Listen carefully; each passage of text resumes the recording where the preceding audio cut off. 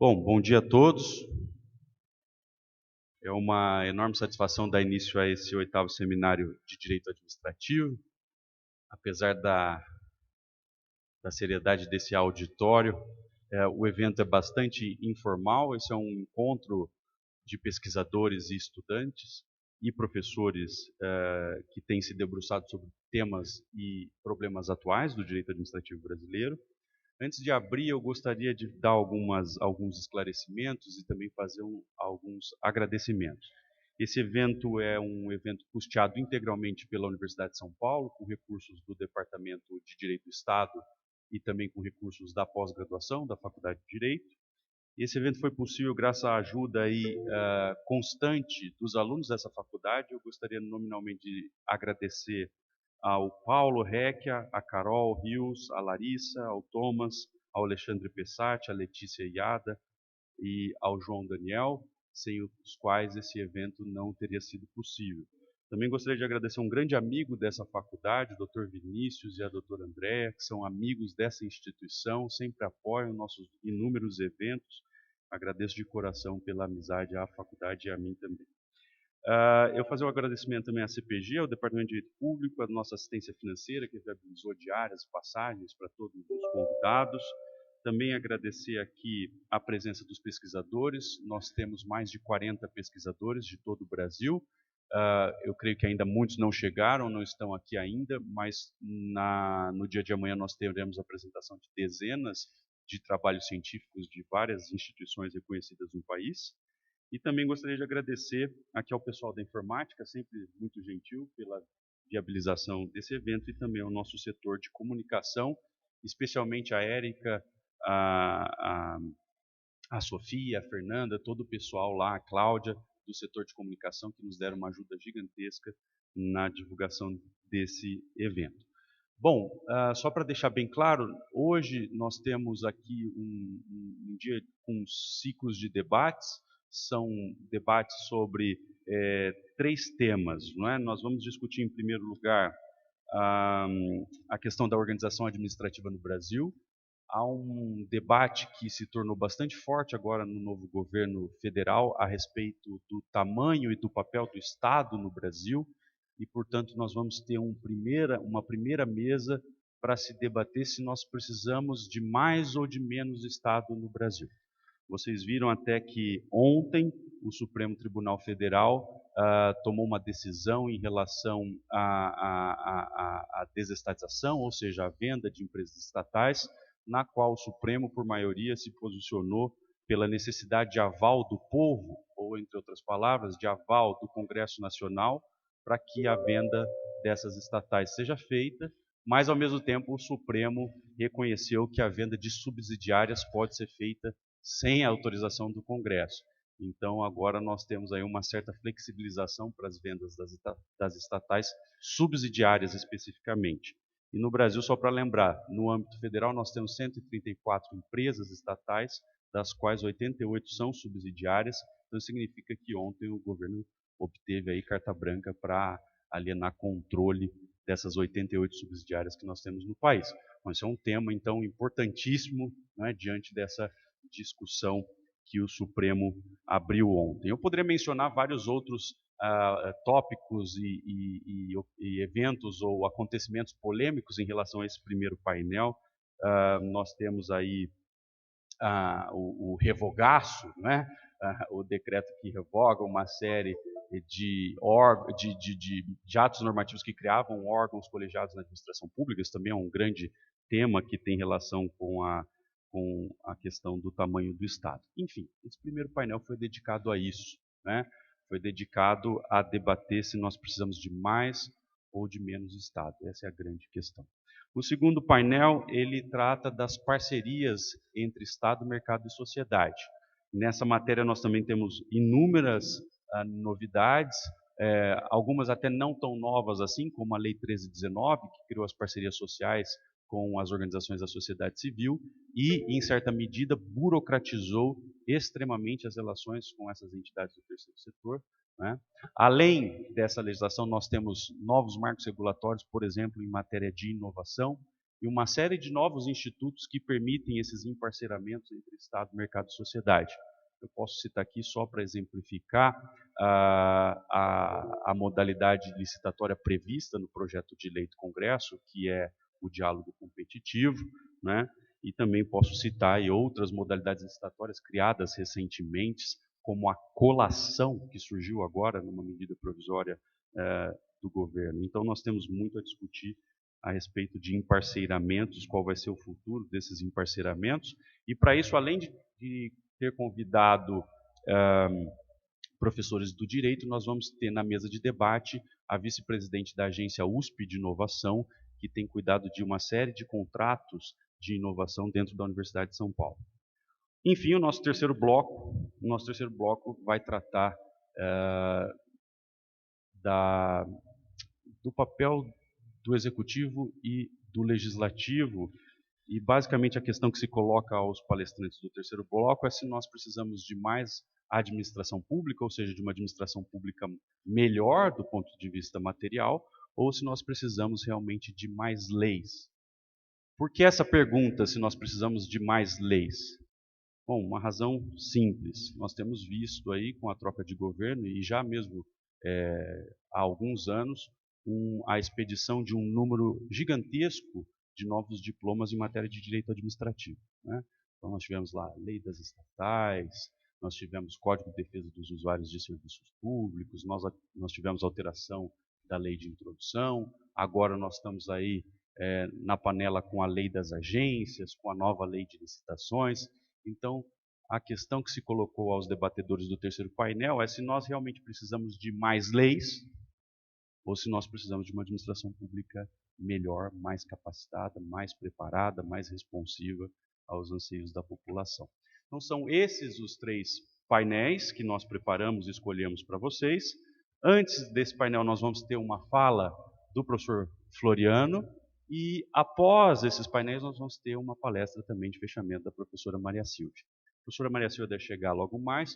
O professor Floriano de Azevedo Marques Neto, eu acho que dispensa até apresentações, ele é bacharel, doutor, livre-docente e titular da Faculdade de Direito da USP de São Paulo, e atualmente exerce a função de diretor da faculdade, e por uma série de atribuições, ele infelizmente não pôde se deslocar até Ribeirão Preto, mas nós viabilizamos a palestra ainda assim por videoconferência. Então, em relação exclusivamente à palestra do professor Floriano, nós vamos usar aí os novos recursos, mas as próximas palestras seguirão presencialmente. Tá certo?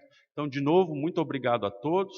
Espero que gostem do evento, sintam-se à vontade para intervir, para participar. Esse evento é dos pesquisadores, dos alunos e dos docentes, não é um evento formal, é um evento em que nós queremos ouvir quem pesquisa e estuda os temas atuais do direito administrativo.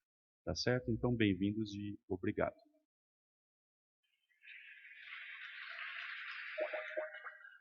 Professor? Oi. Já abrimos o evento, então gostaria de dar as boas-vindas ao senhor. Já expliquei aqui, já o apresentei, expliquei que por várias atribuições não foi possível estar presente, mas que nós vamos viabilizar a palestra por videoconferência. Então, fique à vontade e seja muito bem-vindo, e agradeço novamente pela participação no Seminário de Direito Administrativo. Obrigado, Tiago. Obrigado a todos. Queria dar um bom dia a todos vocês e indagar se todos conseguem me ver e ouvir adequadamente. Professor, só nós estamos sem a sua imagem.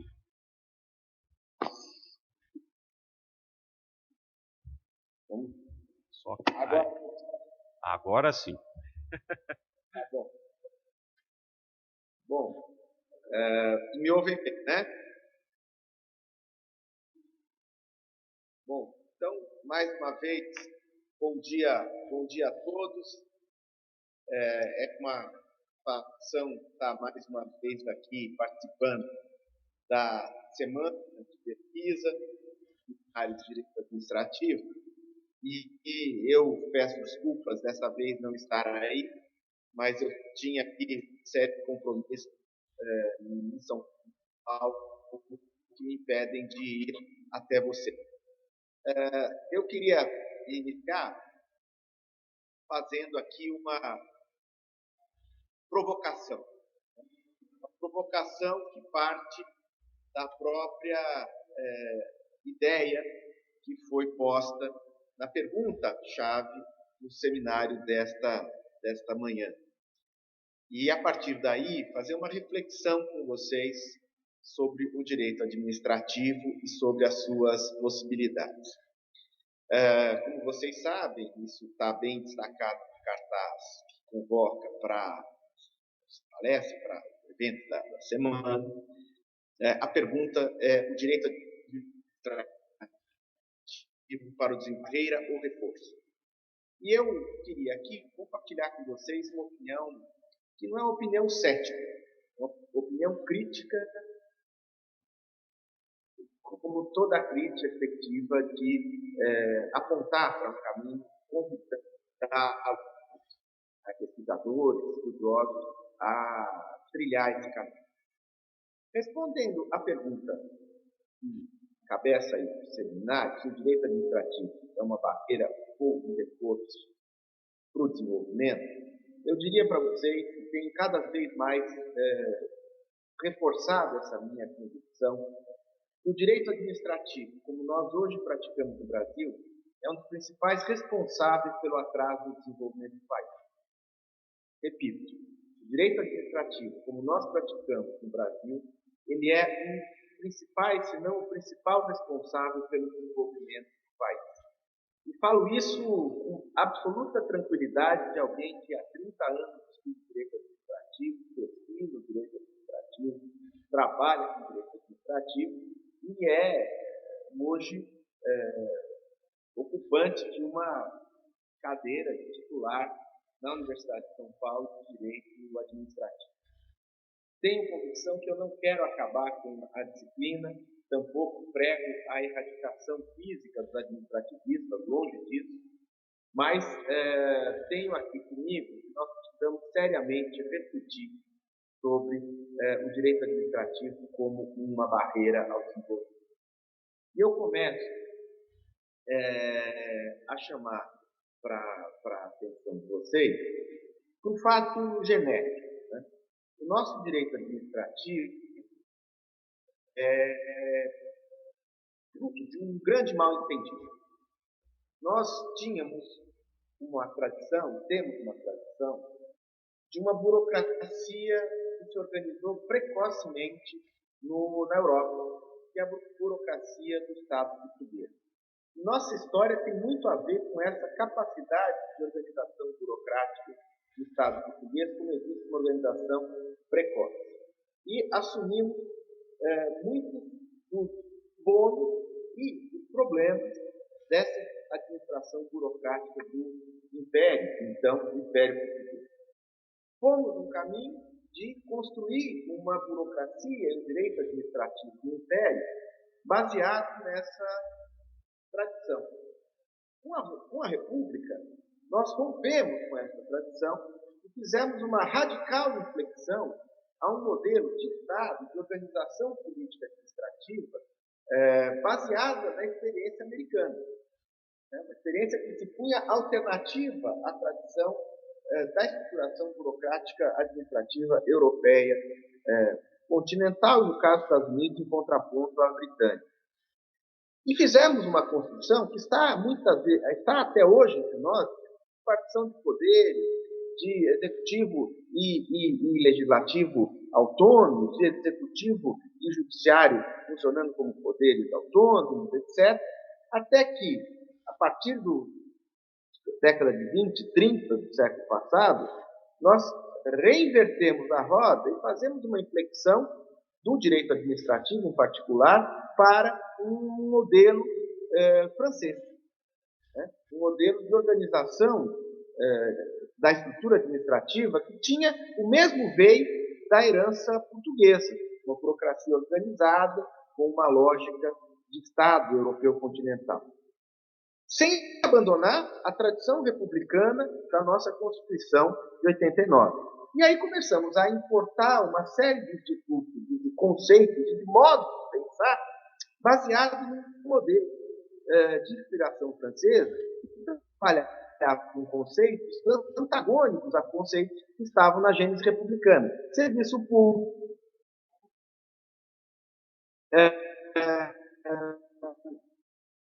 imunidade do poder, são dúvidas. Bom, a partir daí, nós fomos trabalhando com isso, a doutrina foi ganhando muita importância, e nós chegamos ao século XXI com um direito administrativo fortemente arraigado, né, na nossa estrutura jurídica, nessa estrutura administrativa, que é absolutamente não operacional.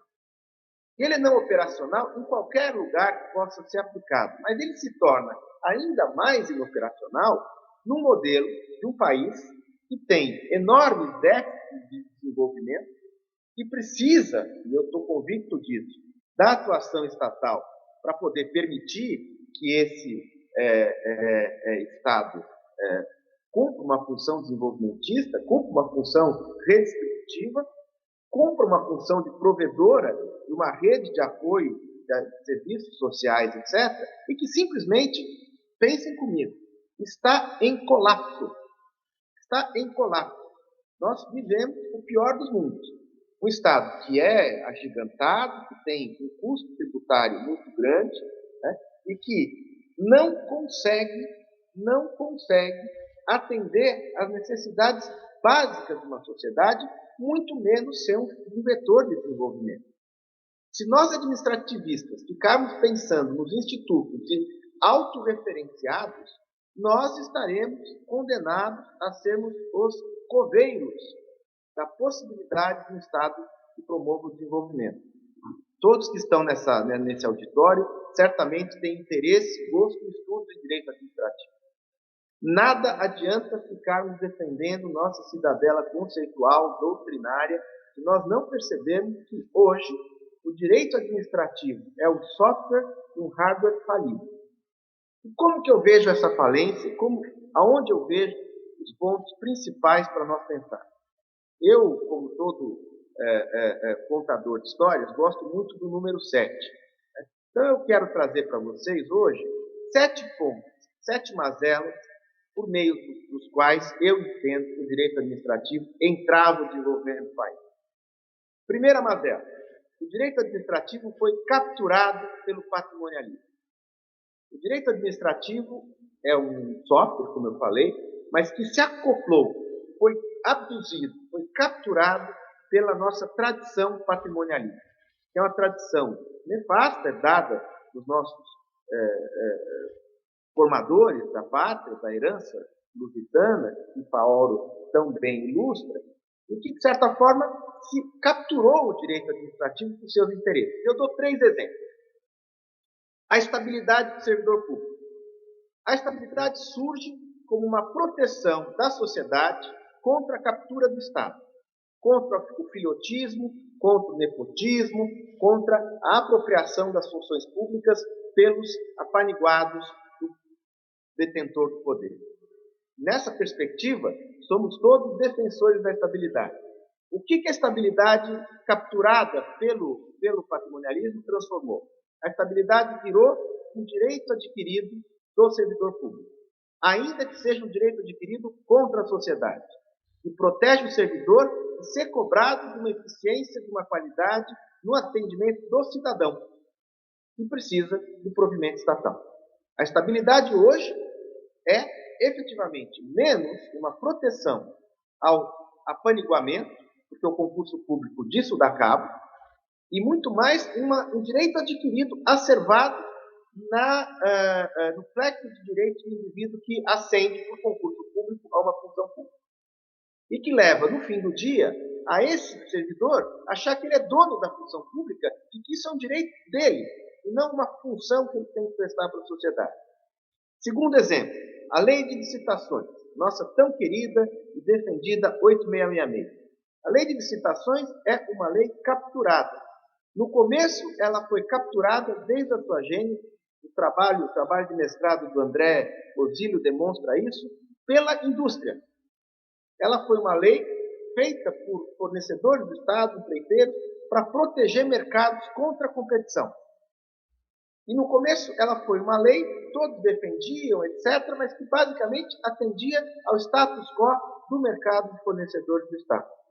Com todas as denúncias de corrupção, com todo o processo moralizador, a captura continuou. Mas agora ela deixou de ser só uma captura, ou predominantemente uma captura da indústria, e passou a ser uma captura dos órgãos de controle. A 8666 hoje é o passaporte para o controlador abduzir as funções do Estado nas compras governamentais. E simplesmente é uma lei que entrava o processo de contratação sem produzir um benefício de diminuição da corrupção, como temos visto aí as escâncaras nos escândalos que têm sido revelados. Ou seja, o pior do mundo, uma lei capturada por interesse que não cumpre função moralizadora e entrava a possibilidade do Estado agilmente adquirir bens e serviços para fornecer préstimos à sociedade. Último exemplo da captura do direito administrativo pelo patrimonialismo. Princípio da reserva legal. Todos nós sempre falamos, escrevemos, dizendo, se para o particular ele pode fazer tudo que a lei não proíbe, a administração só pode fazer o que a lei autoriza. Muito boa frase, muito boa formulação. Desde que nós entendêssemos a sua real acepção. A legalidade estrita nada mais é que o reverso da medalha da legalidade. Se eu não posso, indivíduo, ser obrigado a fazer ou deixar de fazer algo, se não em virtude de lei, é óbvio que quem pode me obrigar legitimamente, o Estado, não pode exigir de mim nada que não esteja previsto em lei e que não esteja numa competência autorizada pela lei. Até aí estamos de acordo. A legalidade estrita, porém, se transformou num salvo-conduto para a administração nada fazer. Lendo-a da seguinte forma: se a lei não manda, eu não faço. Se você tem um direito subjetivo, cidadão, mas a lei não manda que eu respeite o seu direito subjetivo, eu não tenho provimento positivo nenhum a fazer. Eu estou desonerado de fazer porque a lei não me manda. Então, esses três exemplos dão margem a se ilustrar o que vem a ser o que eu estou chamando de primeira mazela.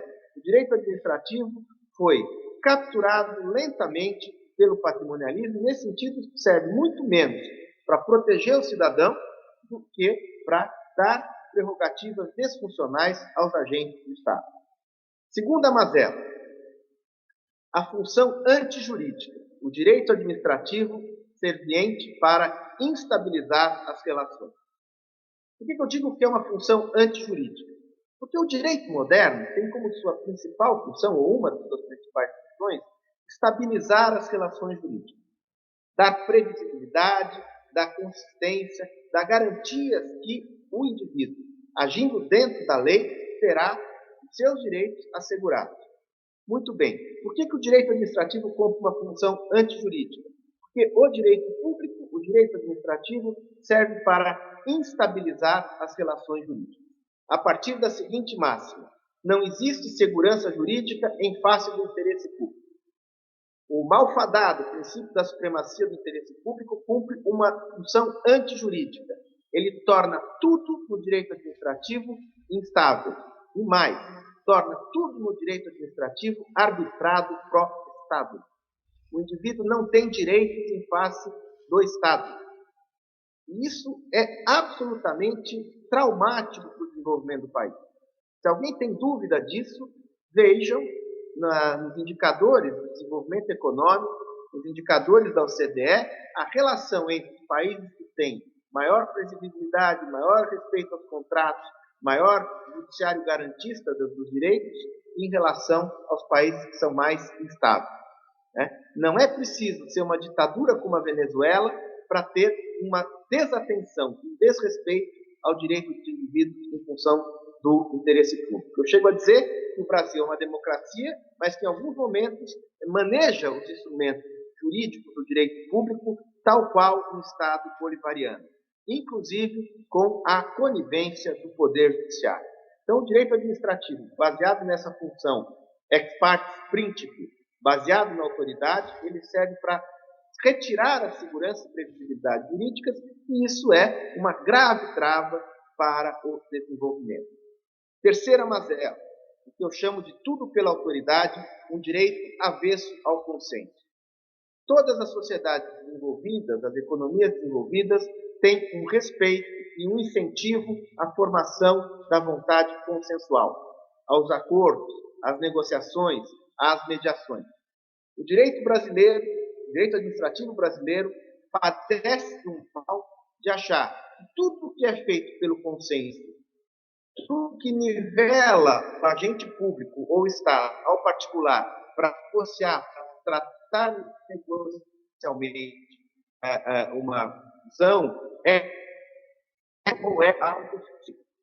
Se não for positivo, isso parece sempre ter um lado de uma disfunção, de uma improbidade, de um desvio. O que acaba por acontecer, aqui nosso direito administrativo é absolutamente imune, írrito a qualquer módulo de consensualidade. Né? Mesmo se vocês pensarem hoje na fronteira mais avançada da consensualidade, acordo de leniência, relações premiadas, etc., os senhores leem, como muitas vezes a doutrina e mesmo o judiciário recebem essa consensualidade com uma desconfiança, uma aversão, como se o Estado só pudesse se manifestar pela autoridade e, lamento, nós administrativistas reforçamos esse pensamento desviado. Como isso entrava porque, obviamente, você tem uma imposição autoritária que salga a terra das soluções consensuais. Quarta mazela, o que eu chamo de todos pelo controle, os ônus do controle sem o bônus da probidade. Nós vivemos no direito administrativo uma febre de maximização do controle. Né?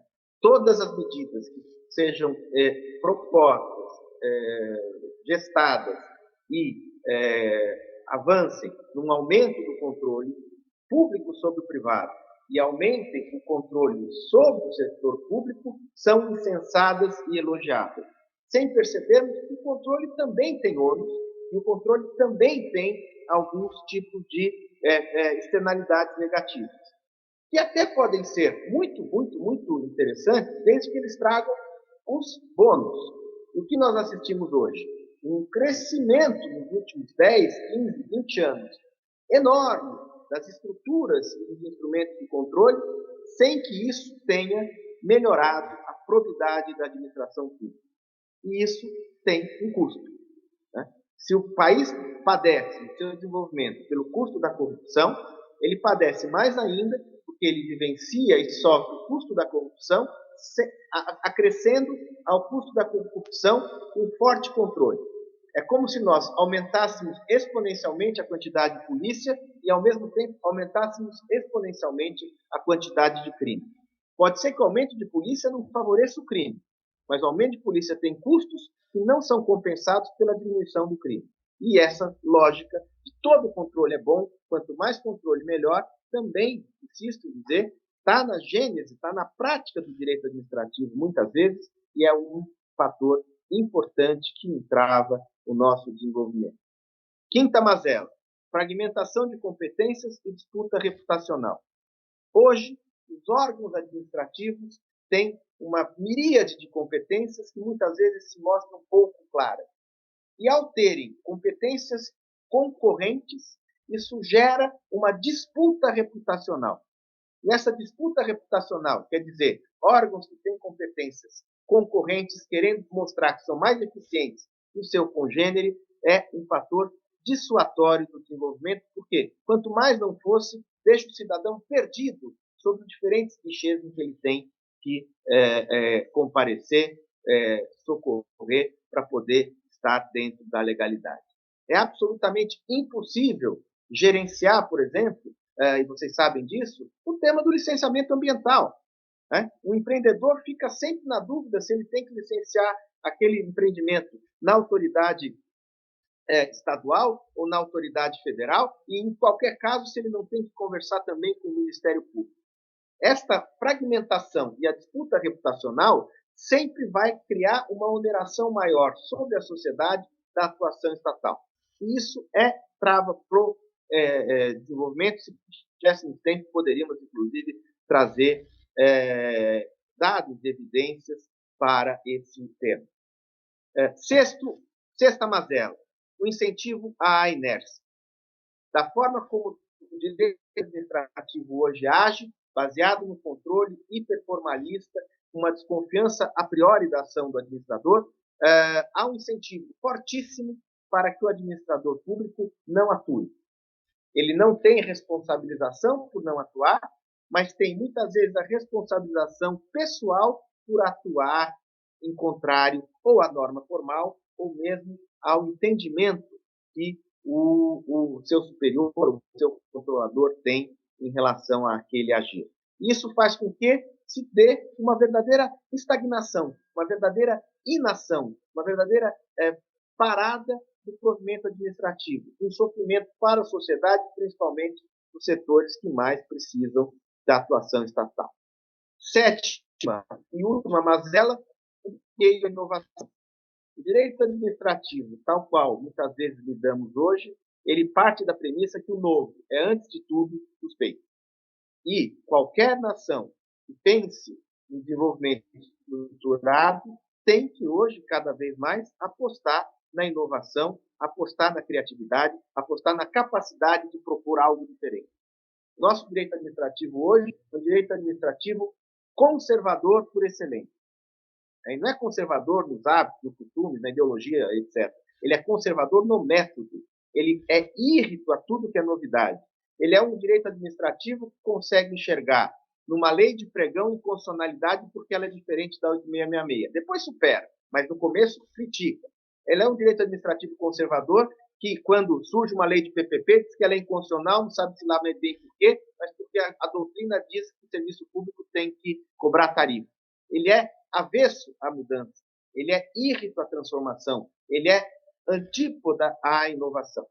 Bem, fiz as críticas aqui e permito entender que as críticas são críticas feitas de coração, entre irmãos, entre colegas, ou seja, entre aqueles que falam a mesma língua. O que isso, para mim, significa? Abandonar o barco, mudar de área, renunciar à minha cátedra e me candidatar a uma cátedra de Direito Romano? De forma alguma. Eu acho que ela possibilita que todos aqueles que gostam de pesquisa do direito administrativo pensem o direito administrativo transformador. Saiam da caixinha. Não acreditem naquilo que vocês leem dos meus textos, dos textos do professor Tiago, dos textos dos juristas que vão falar hoje.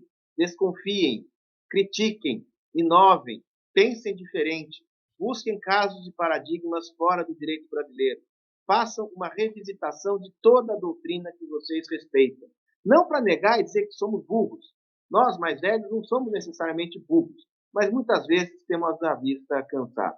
Queria agradecer, Tiago, muito pela oportunidade, dizer que gostaria muito de estar aí com vocês e passar essa tarde aprendendo com todos os professores que vão falar, mas, infelizmente, os meus compromissos aqui, seja administrativo, sejam acadêmicos, sejam profissionais, impedem que eu esteja, impedem que eu, inclusive, permaneça aqui ligado em conferência com vocês, mas de coração queria agradecer o convite e dizer que se há esperança no direito administrativo, certamente ela está em pessoas como esse auditório e em semanas e pesquisas como as aí. Muito obrigado.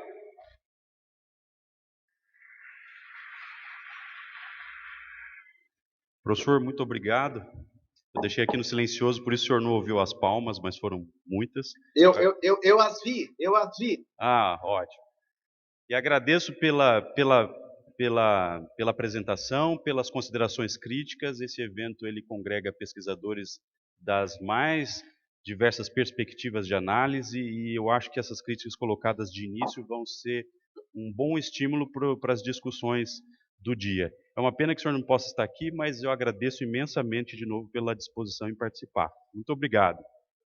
Eu que agradeço. Um abraço, bom trabalho a todos. Obrigado, bom dia.